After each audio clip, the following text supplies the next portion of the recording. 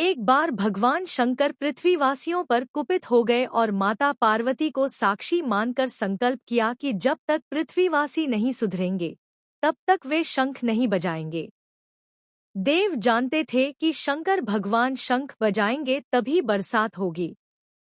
इससे घोर अकाल पड़ गया। पानी की एक बूंद तक नहीं बरसी। धरती पर त्राहिमाम मच गया। ऐसे में एक दिन भगवान शंकर पार्वती आकाश में विचरण कर रहे थे तो उन्होंने एक अजीब दृश्य देखा कि एक किसान भरी दोपहरी में चिलचिलाती धूप में खेत की जुताई कर रहा है। पसीने में नहाया मगर अपनी धुन में बहुत मगन। जमीन पत्थर की तरह सख्त हो गई थी, फिर भी वह जीजोड़ मेहनत कर रहा था। उसकी आंखों में आत्मविश्वास था और उसके पसीने की बूंदों से उम्मीद टपक रही थी। भोलेनाथ व पार्वती बदले हुए वेश में आकाश से नीचे उतरे और उससे कहा, अरे भाई, तू क्यों बेकार कष्ट उठा रहा है?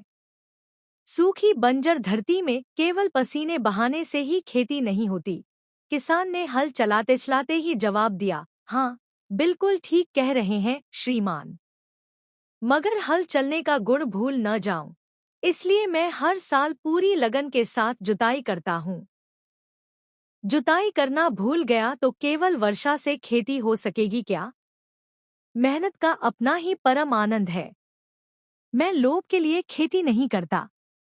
किसान की बात सुनकर महादेव को भी लगा कि मैं भी तो परम आनंद की अनुभूति के लिए ही शंख बजाता हूँ।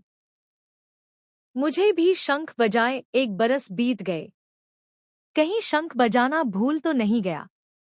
उन्होंने तुरंत अपनी झोली से शंख निकला और जोर से फूंका।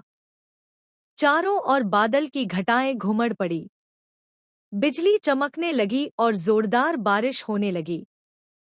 इस वर्षा के स्वागत में किसान के पसीने की बूंदें पहले ही खेत में गिरकर चमक रही थी। कथा का सार: हमारा जो काम है उसे अपनी पूरी निष्ठा से बिना किसी लोभ लालच के करना चाहिए। इसी में परम सुख है।